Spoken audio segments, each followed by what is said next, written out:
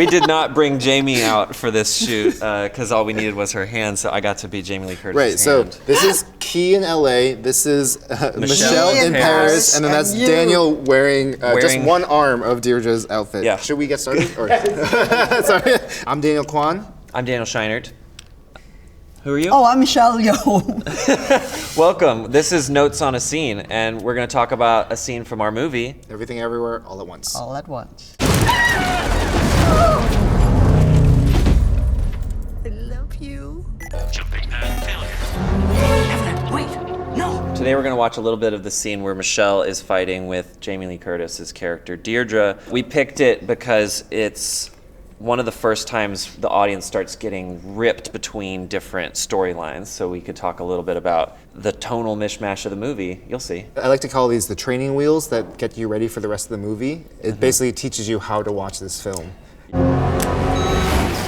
This is a drone shot. So she's landed in the wrong universe. The pandemic shut us down with 1 day left to shoot, and this scene was supposed to be on that day. Don't you remember this scene, Michelle? I remember the scene, but he wasn't there next to me. Exactly. Oh, right. So we shot this scene during the pandemic with a masked up crew with Key and not Michelle, with Machiko was our stand-in.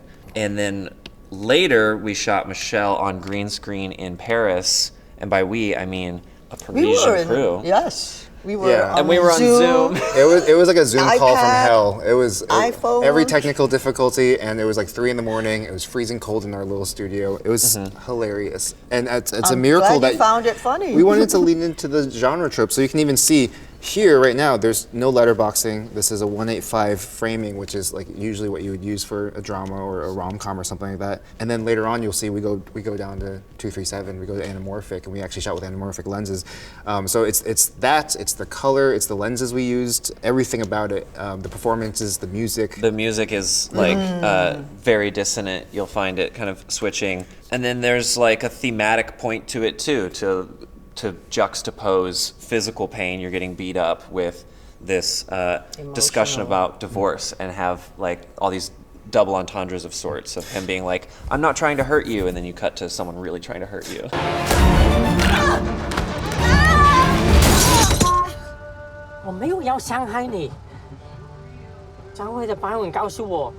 This filming, it was really bizarre because I was in Paris with a completely new crew and talking to you guys over the Zoom, and then sitting literally with green all around me and going, remember that scene? Remember this is the part where you were coming from, and then you're going back in here and you're going there, and you're sitting there, go, okay, now I look confused, and that's perfect. Look at this confusion.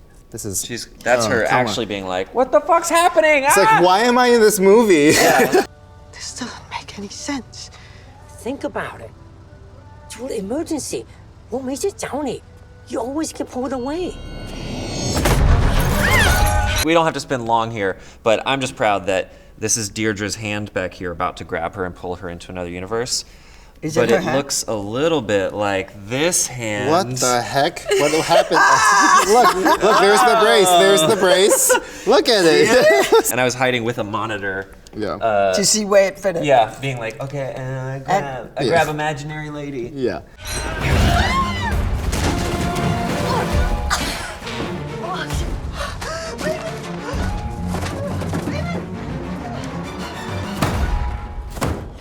I'm sorry, Evelyn.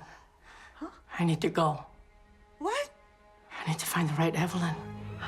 Was this on the day that we decided they would act over the top? Yeah. And we were like, wait, we could put them on Apple boxes, but I think it's funnier. Especially for Key. Yeah, and just doing a whole scene where they literally have to act with nothing but their eyes was such like an interesting opportunity, to kind of focus in on them as actors. But if you weren't so good, it would be boring. Yeah. But you guys are very good. Yeah, at eye acting. The great thing about this scene is he's eye acting, and he starts off as sci-fi alpha woman, and then he dips down and stands back up, and then the reveal that he's not, he's squirrel. Yeah, squirrel, just like his like cuddly, sweet, innocent version of himself. No, wait, let me try again. Alpha woman. Evelyn? 发生什么事啊? He's so sweet. My hand! Exactly. He's just a little squeaky squirrel. like we wanted to rely on the performance as much as possible to make those transitions, and Key did such a good job with that. He really did a lot of preparation, okay? It's been 20 years since he's been in front of the camera. Yeah. And you know, he is such a perfectionist. He wants to Yes. get everything Yes. right. And given such a incredible opportunity, he didn't want to mess it up. So what he did was he had a acting coach, a voice coach, and then the best one was the body language Yeah, coach. yeah. So this body language coach went away and read the script and say, okay, there are three yous, right? Three Raymonds. The Raymond Wong, Evelyn's husband, is like a squirrel. Then the Alpha Raymond is an eagle. Dun, As dun, you can dun, see. dun, dun, as you can see. Right. And then the CEO, Raymond, is a fox. As he said, he had to run around the house or run around wherever he was practicing like a squirrel, eating like a squirrel, crawling like a squirrel, and so suddenly it became Raymond Wong. Yeah. Women.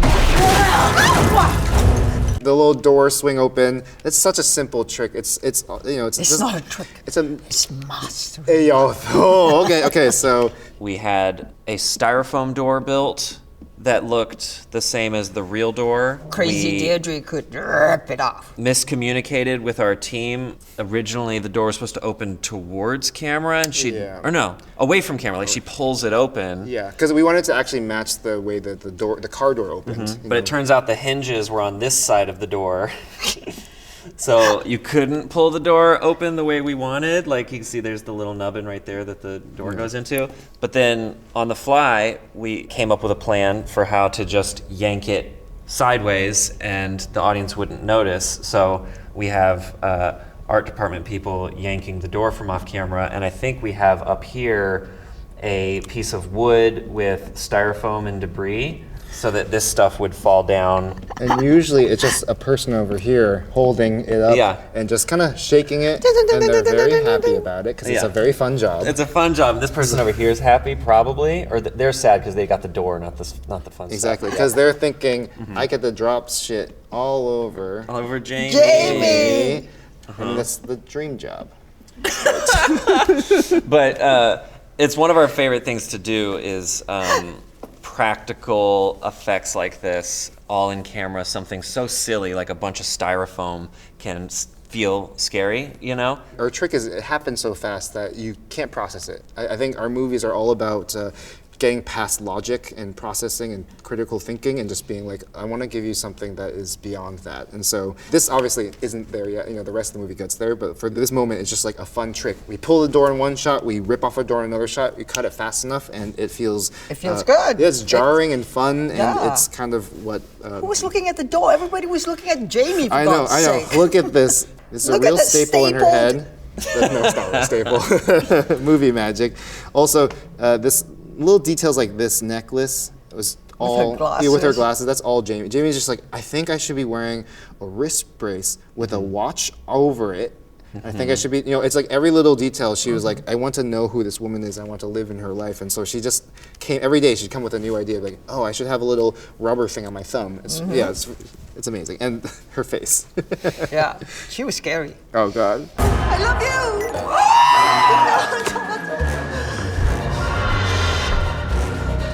I love you!